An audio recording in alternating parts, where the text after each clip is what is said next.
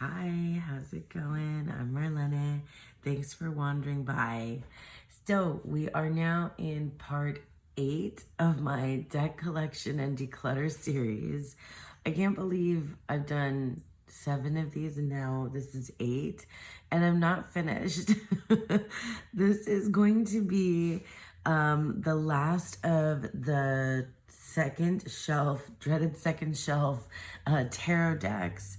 And I think that's it for tarot, because then the last shelf and the last thing we're going to talk about are the bulk of my oracle decks. I did have some other oracle decks throughout the series. Sorry, Hilo, my dog, who you've seen if you've been watching. Hilo has made some cameos in this deck collection and declutter series. Anyway, I have the playlist down below if you happened upon this one, you want to go back and watch all of my whole deck collection and declutter series, because these are fun. All right, so Oracle is going to be the last thing we do, and I don't know how long that's going to take me, because we need to have like a whole discussion about Oracle decks. I've got to talk to you guys about that. But this should be fairly easy. I say cautiously, because I think most of these are just going to be showing off my collection and not really having a declutter discussion about them. But we'll see. Okay, let's get into the decks. The Spacious Tarot. You know, this is a deck that I got like early on in my tarot learning reading journey. I'm sorry. Now I start to say that and it just feels silly. I edged mine in this pink, and these are smaller than standard tarot size, which I really like. I haven't used the Spacious Tarot in a while, but I have used it a lot. It's just been a while, because with all the other decks, you know how it goes. But this deck, yeah, this deck gave me exactly what. That's funny, because I just did that video of the Goddess of Love and the Intuitive Night Goddess, and I was talking about if those tarot decks live up to what they purport to do. Let's see, an immersive 78 card tarot deck. That's all it's claiming to be. I mean, I'm sure it says more in the guidebook, but an immersive 78, yeah, it's definitely spacious and it's definitely immersive. So this one does its job, or it does the job that it's saying it's going to do, which I really like. I think maybe I need to make another video taking a look at several decks with their titles and that kind of thing. If you guys like that, let me know. But anyway, back to the Spacious Tarot. This deck, like, it's a good one. I haven't used it in a while, and I think with the declutter, I will, circle back to it, because it's a really good deck. A long time ago, I made a video where I personified one of the cups in the minors, and so I wrote my own. That's loosely said there. I kind of talked out loud and created a story from the ace to the 10 with the cups, based on the journey of one little cup. And that was fun. And I think that's the thing about the Spacious Tarot, is that it lends to that kind of thing for you to immerse yourself, because there are no people. I had fun with it, like looking through. I was gonna say, like, especially with the minors, but in the majors, you get that same, openness and sense of space to allow yourself to go in it, or to do like I did, personify the actual. Oh my gosh, this little mouse in the Nine of Swords gets me every single time. poor little guy. Yeah, or to personify the inanimate object, which, you know, that's what I did. Yeah, it's a really good deck. I gotta say, though, I have not used it in a long time. I'm not sure why. I guess it's just because I've been, you know, using other decks. But I want to use this one. So I don't know that it's top shelf deck, but it's definitely in the working deck shelves. And if you don't know what I mean by that, I've all along this kind of deck collection and declutter series, I've been showing you the spaces in my home where I keep tarot decks, and essentially I wanted to get everything as much as I possibly could into this one 3-shelf bookshelf that has really deep, they're really deep shelves, but it's very open and it's in my room, and I want to try to get pretty much everything there, with the top shelf being the decks that I love the most, like kind of putting my favorites up top. And then the other shelves being for like my working tarot decks and Oracle. We'll get to Oracle. Anyway, I said this one was going to be faster, but it's not. So let me move on. That's the Spacious Tarot, very safe in my collection and staying on the second shelf. Second shelf, third shelf. It'll be in the working deck shelves. Okay, so the Anima Mundi Tarot. Maybe we have hit upon something that I'm not certain about, because I do really love this deck. Like, I love the feel of this deck. I love shuffling this deck. This has the kind of gilding that is soft and doesn't hurt, which is really important to me because I like gilding. I just don't like gilding that hurts my hands. And I honestly, my hands get hurt because they're small, get hurt by tarot decks fairly often. Okay, so let's see. This deck, I mean, I guess in some ways, like the Spacious Tarot, it doesn't have any people in it, and the minors are very pippish, and the majors are it's nature based, so it's an animal, or like this here, the tower is a volcano. Three of Pentacles. Three of Pentacles is almost always like my least favorite card. I don't know why I have such a problem with the Three of Pentacles. I've talked about that before somewhere else. This is really asking me to do numerology, though. At least that's how I feel about it. And I do have connections with some animals. Oh my God, this is a really, really desperately sad card. I can't look at it for too long. It's really, really sad. This deck is so beautiful. The problem is, I haven't used it a lot. I guess it's one of those, though, that I feel like I will have a time with it. But I have pulled it out for like animal gnosis because there's a lot of animals in here. Look at these seals. Oh my goodness. I like looking at this one. That's definitely a thing, you guys. I'm here to normalize. If you have tarot decks that you don't use as working tarot decks, but just take out to look at because the artwork is something that you really enjoy, then more power to you. Because I think I have some decks like that as well.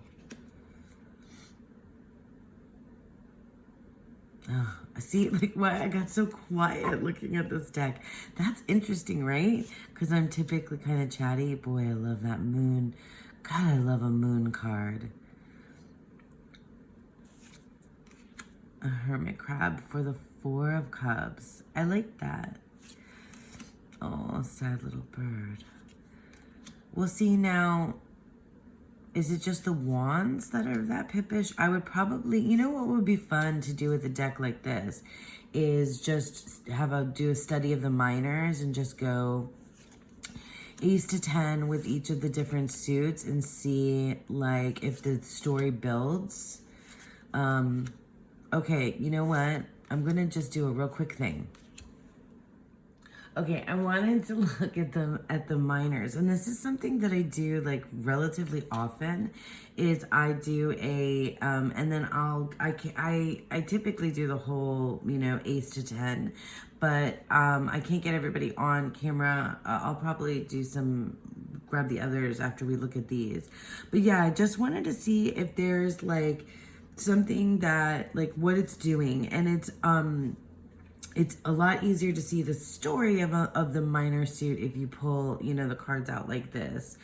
Or if it's just really like straight pips that you want to then like, read in however it is that you read pips. So, and I grabbed the wands because they seemed the most pippish. So Ace of Wands, here's the 2, the 3 of Wands, 4, 5, 6. So when you look at it, you can see that it's Waite Smith inspired based on just subtle things with the backgrounds and the way that the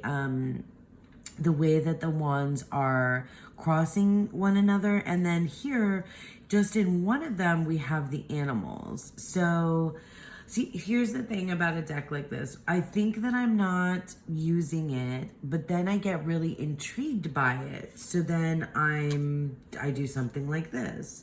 So then here's the 7 of Wands, which has like, it's set up on purpose. So this is it's funny too, because pips make me think of Thoth, right? And the way that the wands or cups or swords and pentacles are set up in the card has a lot to do with what it means, and it symbolizes things. So there are 2 animals in this suit, so it's not doing one thing or the other. So sometimes it's the landscape, because for me in the 2 and the 3, it's the landscape that's really telling me what, giving me those clues. And in these, it's the animal that's giving us that vibe. But like here for the 9 of Wands, it's really about the way that the wands are crossing one another, and then that flame that is giving us the story of the meaning of the card, really. And here with the 10. So it's readable for me. And interesting. So I think it would be fun for me to take like the rest of the deck and do this with the minors. So I guess I wasn't sure about this deck because I hadn't been using it, but I think now I know. I think now I know I like it and want to use it. And then it's going to go on the working tarot shelf. So it's going to go back on the working tarot shelf. So this is the, oh my goodness, let me find the cover. The Anima Mundi tarot. Okay, so the Ferric Pinter tarot. I feel like I'm losing my voice. Anyway, tarot tube is such a funny thing, you guys. And it's so good that we have each other that there are not that, that we have this place where people are talking about old decks, new to them decks, and showing how they're using them, because it can change things for you. So you can become interested in something that you weren't interested in, or you can, find a different use for something, or you can like really learn that something is just like not for you. Anyway, the Ferric Pinter Tarot is a deck that I've had for some time, and I bought it a while ago, and then I haven't used it. And the reason I haven't been using it is because this card stock, I want to see if I have it in order. So I'm going to take the whole thing out. I might still, do I have it? No, I can't, nope. Nope, I don't have it in order anymore. But I'm not going to flip through the whole thing, am I? Well, we'll see where we go. Hang on, it got so dark. Hold on. Okay, it's wee early hours, so the the sun hasn't like really hit yet. Anyway, what the heck was I saying, you guys? Oh, so I haven't used it because of the cardstock. So this, like, these boxes, I've talked about this already, are really cool, but this is like, it takes a while for me to break these in, and I haven't really done so. So, I would need to do that. Anyway, I was interested in this deck for a long time, and it has the, like, this is the strength card is like the card that Lo Scarabeo uses, like in a bunch of other, like, it's an extra card in a bunch of other decks. Like, it's just one of those images that they use over and over again for the company. In any case, I had been curious about this deck because of that card for some time. And also, this is kind of up my alley in terms of like artwork. So Ferenc Pinter was commissioned and created the majors. So he did the major cards specifically for the tarot. And I think though that the rest of the deck is curated from his body of artwork instead. And anyway, I have not had oh, this is something else with this Eight of Swords, which is my birth card. My birth decan. And the decan that we're currently in right now. This deck though is dark. Like, it's dark, and it's really there's quite an intensity to it. And when I am dealing with really intense things, I tend to like add humor to it because that's how I process and get through. And so that's why you'll often hear me like in the very best, most loving way, like kind of poke fun at and tease or find unintentional humor in my tarot and oracle decks, and it helps me get through their intensity. I mean, I feel like that's a very, like, you know, typical human response. But anyway, this deck is hard to do that with. There's one card that's like the nose, you know, the like snot coming out of the nose, which is just kind of hilarious, but it's still like just kind of creepy and weird in a good way. Look at this moon. Anyway, so all the way back to what I was talking about Tarot Tube is that I've had this deck. I hadn't used it. I knew I wanted to use it at some point, but recently I saw Thea, Garden Goddess Tarot. She got this deck and was talking about it, and it just kind of renewed my interest in it. All that to say. And that happens, you know, like there are some folks that, like, I think because of their interest or how they work with tarot, I'm a little more like interested in it or influenced by them. Like, my biggest influences are, Thea is definitely a big influence for decks. Oh, here it is. The Hanged Man with the like booger. That's like, I mean, it's funny, but it's also like, I don't know, it's something. That's something.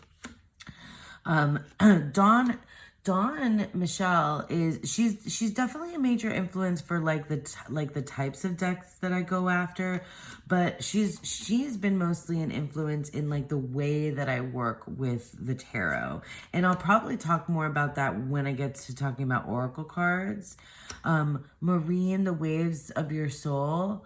She is a huge influence on the decks because she has such an eclectic taste that her deck collection ranges like all different kinds of decks. So I've been really influenced because I've often seen decks that I hadn't seen before on her channel. I mean, Lisa Pepetz, of course, she's an influence, but she's definitely, I don't know, she's an influence on like decks that I purchase, in that like I've gotten a lot of decks. The Lisa made me do it. you know how we all say that like this person made me do it, which is just like a joke because it's, you know, an influence, but like obviously we make our own decisions. But like Elisa made me do will often be based on like a reading that she's done for me, because that reading is usually really impactful. Meg Rose Honey Ritual, she has such, I think I might have a similar, like some similar taste as Meg, especially when it comes to decks that are like just off the beaten path. So I've seen a lot of decks that I wouldn't have, that I definitely love because of Meg Rose Honey Ritual too. Why did I start talking about all the people that influenced me? Anyway, I guess what I was saying is about Tarot Tube and about Ferric Pinter Tarot, and I got lost talking about that. But the idea is that I'm keeping this deck on my shelves. I know it's not the time for it yet. Look at that Lover's card. So beautiful. But I will get back to it because I've had this like renewed interest in it. And I know, like, at first I wasn't sure why it was here. You know how you buy something and then if you don't use it right away, then you're like, what was my thinking behind that? And now I sort of see it again. So yeah, Ferric Pinter Tarot. Oh, the Stolen Child Tarot. This deck, I mean, when I think about this deck, I wonder whether or not I should keep it. And the reason why is because this deck is kind of painful. Like it is my inner child deck, but it's a beautiful, beautiful deck, but like it makes me remember like, you know, childhood, and in a kind of like haunting and painful way of like time gone by and things that will never be the same, and also like innocence lost. And so yeah, it's definitely an innocence lost deck. Now this deck is, you know, has renamed all the suits, and it's very intuitive. It really does its own thing. This is outside of the box for sure. And it follows, it's like a fairy, I mean, it's the stolen child. So it's basically like you feel like you or the child has been kind of plucked from the material world or one realm and is in another. So like these are children who are like becoming or have become part of, you know, nature in different, God, I love the Emperor and the Empress in this deck. But it's really, for me, it's really that, that innocence lost sort of thing. And I can't really put my finger on whether I think these children are safer where they ended up. You know what I mean? Like in this fairy fae world, or if they can return to, or if they become, you know, if they've become the raccoon, like this guy, you know, or if they've become, or if they are now fae, right? Like, is this child, like what, you know, what happened to it? Or is that the fae creature that, you know, that brings children in? I don't know. That's the thing. There's so much to explore. There's some things like, so like this is the 9 of air, right? Or 9 of swords, 9 of zephyrs here. And it's giving that, you know, anxiety vibe. That's a Waite Smith interpretation. So I think you can, with a, you know, with a tarot background, read this deck, but I think it's really doing something else, and this artwork is gorgeous, but this is not a deck that I can use often. But I don't want to not have it. I just, like, I think it's funny because I got this deck before I got the Nicoletta Ciccoli Tarot, which I think in some ways sits in this kind of space for me. But with Nicoletta Ciccoli, I put that deck to use, and when dealing with things from, like, you know, like my inner child stuff. But this one I haven't yet, and maybe I need to, you know. I think that there's something in here that's gonna like help me process. But it's funny because I was afraid of Nicoletta Ciccoli and I didn't get it for a long time, but I got this deck, and this deck has actually been more like emotional. Like it brings up a lot more in some ways than Nicoletta Ciccoli has. Look at this Eight of Flame. Yeah, there's an intensity here and just innocence lost, I think. And I think the thing that I need to process through this is that innocence gone forever? And I think maybe that's one of the themes of these, these images here is that it? And what can I learn, from that? I don't know. I suddenly got so sad and serious with this deck, but that's, what it does to me. So the Stolen Child Tarot, it's going to stay. Maybe I need to put it in the closet for a little while, and then come back to it because, yeah, I think I might do that with this one.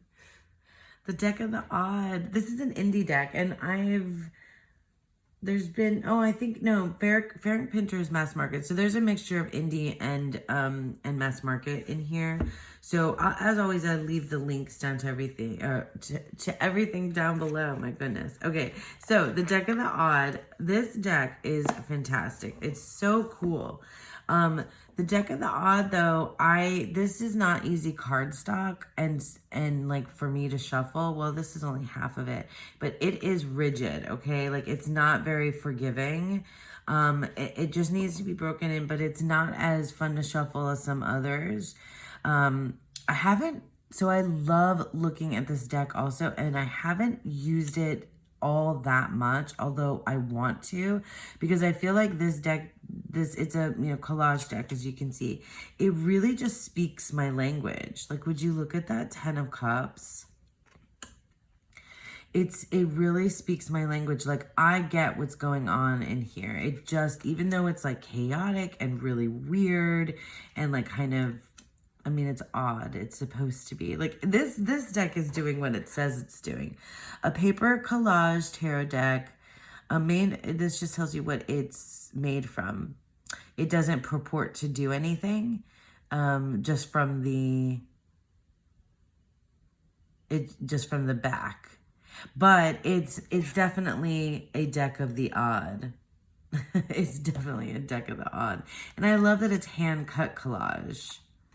This Seven of Swords is so cool. Yeah, this is look, it's got the Starship Enterprise on it, you guys, for the Chariot. Hello, that's for me. I feel like I say the same things when I take this deck out and look at it, because the same things sort of stand out to me. Like this. This has got to be my favorite Six of Swords I've ever seen, ever. We have this, pickup truck, and we have these I don't know, these monument swords. It's so crazy. And then the dinosaur in the back of the truck. It's so weird, but I get it. It just makes sense to me as a Six of Swords. It reads escape, but you're bringing your baggage with you. You are definitely bringing your baggage with you. Oh my God. It's so good. It's so good. Six of Cups. Yeah, this deck, I just need to, I want to, you know what? I haven't used it. So I haven't used it enough to call it top shelf, but I'm so utterly delighted by this deck every time I get it out that I feel like I'm just going to put it up on the top shelf, and I just want to start using it. I just need to start using it. Oh, the All Believers card. I think that's one of an extra card. Look at this sun. Yeah, I love this deck. I don't know about the dog head, though. Yeah, the High Priestess gets me, too. I kind of love it and hate it at the same time. The Tower. Okay. I just like this deck. It's just good. Okay. That is going to the top shelf. It might not stay there forever, but it's the deck of the odd. Okay, we got to talk about these two decks. The Crimson Asteria Tarot and the Solara Occulto Meliora edition. So, here's the thing. Crimson Asteria Tarot. So they're made by the same deck creator. And I got the Crimson Asteria in a trade. And I haven't really used it, but like a couple of times since I got it. And I think like the thing about both of these decks is, I mean, there's a couple of things. Like I've taken it out and used it a little. Did I put you in order? Yeah, I think so. Let me do this because it's reflective. So I think the thing about these decks is that I really love the artwork and the vibe of these decks. I think I'm not sure how they read for me though, because I can't even remember how it worked when I did work with it because it's been some time. There's probably a video of me talking about it. Did I do a flip through of these or side by side, or did I just watch somebody else do that? I might have. I can't remember what I've done. I don't know. I struggle with wanting to use these decks. But when I look at them, I really love this artwork. I really love like these weird creatures. I really love the world that it takes me to. And it's like, kind of like there's some things in here that like are nods to mythology. There are things that kind of go in different directions. I mean, but you see like the 4 fixed signs are here, you know, on the Wheel of Fortune card. But there's like mermaids and, you know, it's strange. It's a strange deck. And the Solara Occulto is similar. It's just got a different kind of color vibe. I mean, it's not exactly the same, but a lot of things are very similar between Crimson Asteria and Solara Occulto. So, I've gotten it out of order, but I don't care. So, Solara Occulto was a deck that had gone out of print for some time, and I had been interested in it. And I had, you know, put it on the wish list and I knew that I wanted it. So when I heard that it came up for the Kickstarter, I backed it. And which is strange for me because honestly, this is the first Kickstarter deck that I ever backed. Yeah, this one's not in order. But you can see like this is different in terms of the like this, you know, the borders, it's full bleed.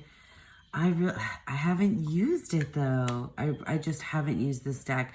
Also, these are not like super fun to shuffle, and they're big. They're big cards. I think that the like out of print version of the Solara Occulto is a little bit easier to shuffle, I want to say, but I'm not entirely sure if that's true. They have, both of these decks have like extra oracle cards. I do really love it. I guess I just can't say how it reads because I haven't really worked with it. And I don't know why. I mean, I guess honestly, if I'm being honest, the reason why I haven't used it is because of the size and the, you know, thickness of the cards that make it difficult for me to shuffle. The High Priestess is so pretty. Yeah, but it feels more like, you know, with the colorway, it feels like not summer. Definitely not summer. Like end of summer deck, more like. So, I mean, these are both decks that, like, well, one I got in a trade, and then this was a pretty, you know, pricey Kickstarter for me. So I guess what I'm gonna do is hopefully, because these are decks that are hopefully, what am I saying? because of this declutter, I'm hoping that it'll make room for me to use these, even though it's not the most enjoyable tactile experience, because that apparently is a thing that keeps me from using my decks. So we're gonna put these two, back on the shelves and see how it goes. But they might end up, I don't know, like if I don't ever use them, then why? Although I just said like, what, 10 minutes ago that like, I want my hair to normalize decks that you just take out and look at for the artwork, but that's not, I want to be able to use those decks. I can't explain it. I just want to. Okay, so let's move on. Okay, the William Blake Tarot. Oh my gosh. So, I was influenced by Jonaki to get this deck. So Jonaki is Catamancy Tarot. She's another one that I have, like, when I watch her videos, there's something about when she shows decks that, like, I just, I'm very influenced by her taste and style and how she uses tarot. In any case, the William Blake Tarot, Tarot of Creative Imagination. So this deck is interesting because it does purport to do something specific. I should probably put it to task, take it to task. Like I have, maybe I'll, if you guys are interested in a series like that, let me know. Cause I can take my tarots to task and see, if they do what they are like purporting to do, aside from just like, it's funny. It's not just tarot, but being tarot is doing more than tarot. I don't know. I don't know. Oh, that was the conversation from that video from before. But in any case, this deck, yeah, it definitely is a tarot deck, but it's something else entirely. And you should work with the guidebook. This is a deck that like, I guess it's intimidating to me because I don't just like throw down some cards and immediately, get it. I need to read through the guidebook. I need to think about it. I do get caught up in my head about the tarot meanings versus the renaming of the suits. It does stop me up. It really has. So this deck hasn't gotten as much, I think, love and attention as it should, because this is, though this is kind of old world stuff. So typically old world is not my favorite aesthetic art wise. Right? When did William Blake live? Yeah, we're talking not modern. Gosh, does it give me a dates for William Blake? I'm gonna have to look that up because that's gonna bother me. But like, I know William Blake, but I wasn't ever like a huge giant William Blake fan. Like, I know the most famous poem, the Tiger, Tiger, Burning Bright. That poem, that's what I knew of William Blake marginally until I got this. And apparently I don't know that much more about him. Although I know I've looked him up before to find out the time period. Can't remember it though. Definitely can't remember it. I love the like snippets of on the cards as well. I think I just need to be in the right frame of mind and and maybe I should just like let go of all that other stuff and just read the cards, and stop trying to get all intellectualize and analytical with it. Rather just like read the cards like I read the cards. I think that's where I get tripped up with the William Blake Tarot, because I really want this in my collection. I really want to keep it and work with it. But I just have bumped up against those things because I think I'm trying too hard and I don't need to.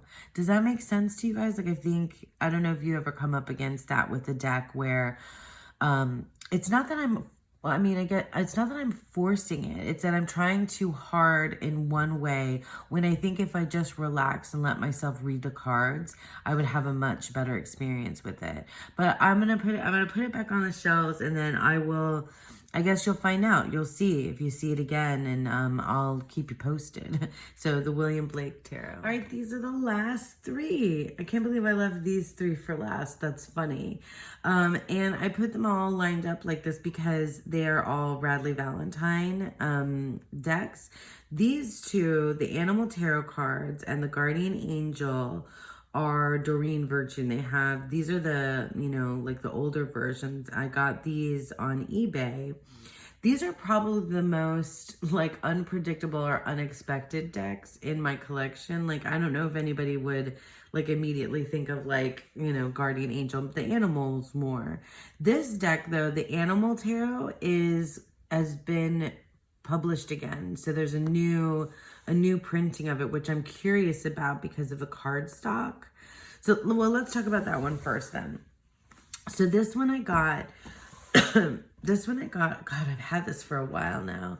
This reminds me of, it's funny, this reminds me of when my partner was in the hospital. This was like such a comfort deck at that time. And I remember doing tarot for 2 readings with this quite a bit. I guess that's almost a year. How long ago was that? I don't remember. This deck is definitely old.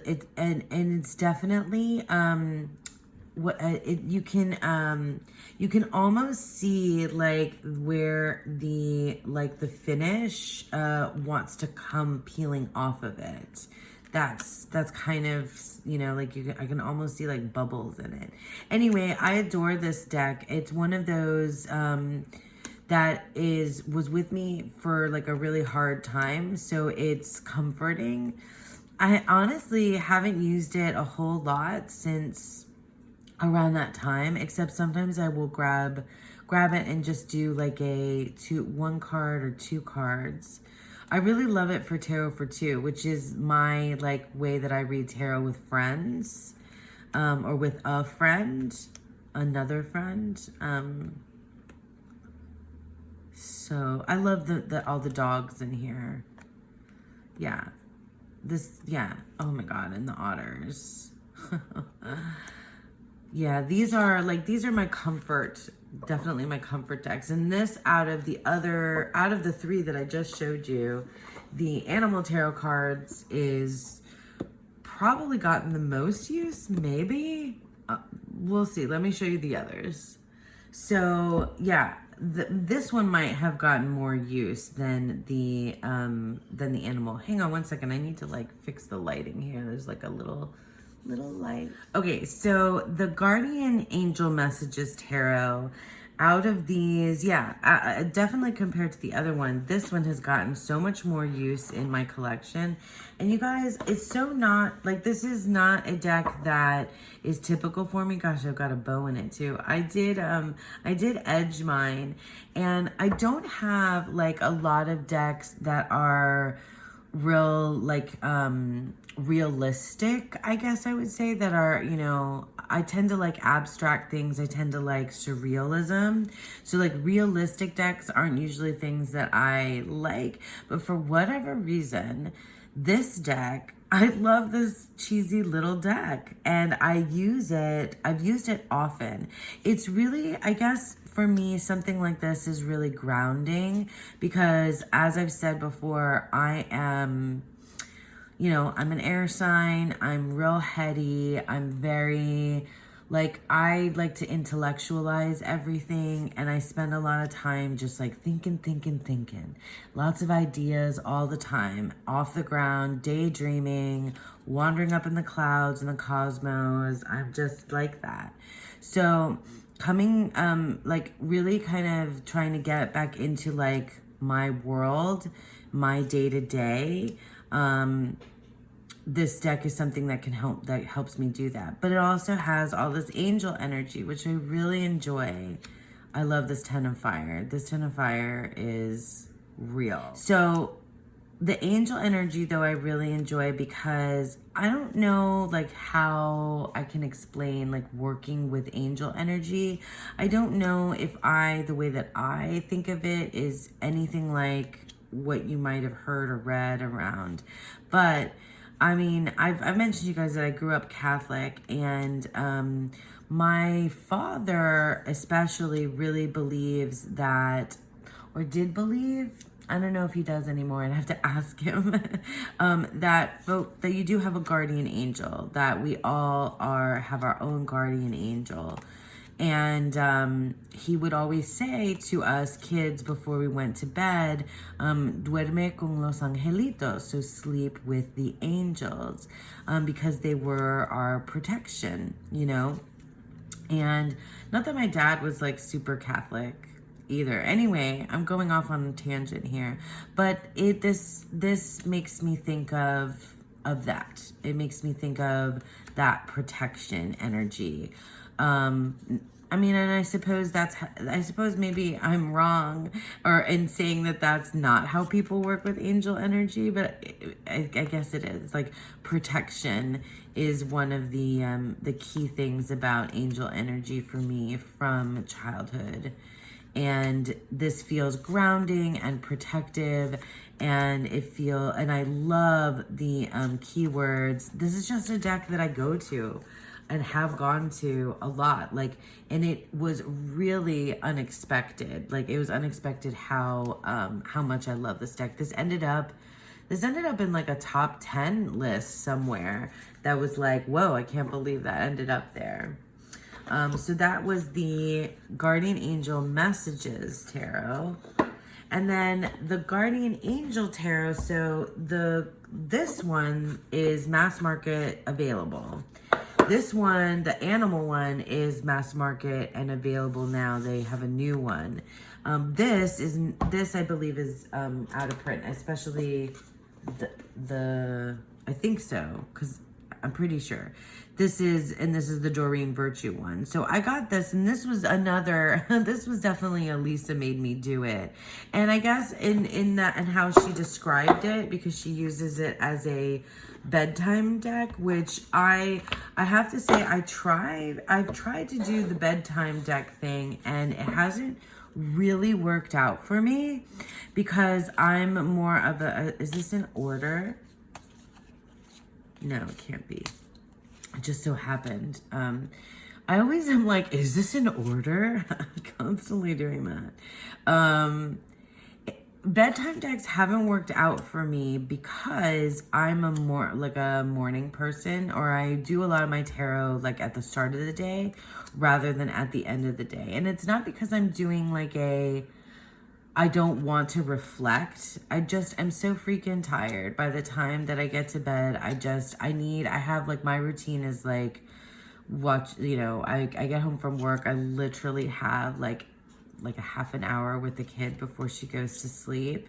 And then I have some time with my partner to kind of wind down and talk about our days and stuff. And then I'm just so tired that I'm like, sometimes I'll take a bath or shower, and then I'm in bed watching something on YouTube or ASMR, whatever show is a comfort show that I can like fall asleep to. I fall asleep watching TV. So the idea then of like reading, I used to read, I can't do that anymore. And the idea of like doing something like that involves my brain, I just can't. Because even just like a little message, this wouldn't take that much. It's not something that I've been able to do. But this deck, I like, that's funny. I used to pair this with the Ethereal Visions, which is a deck that's in the Rehome. Interesting, because they really looked really nice together. I think I just need to use it in the daytime. And I like to use angel decks around Christmas. I just do, because it feels like an angel-y time for me. So This is staying. I really haven't used it a lot, but like this is out of print and it's gonna stay. And then we'll see if maybe it needs, I don't know, to be decluttered another time, in another like few months or so. We'll see if I actually then end up using it or if this just becomes more of like a collector's item. So that's it, the Guardian Angel Tarot cards. Oh my gosh, that's it. I think I just got through all of my tarot decks. Thank you guys so much for sticking with me. I hope that you've been enjoying this series. Like I said, double check the description box for the playlist for everything that I've been doing so far because it's been quite a thing. And I'll be back with maybe some other content, but I still have left the very last shelf, which is Oracle decks, and I don't know how many parts that's going to be, so you'll see. All right, I hope that you all have a beautiful, wonderful day. Bye.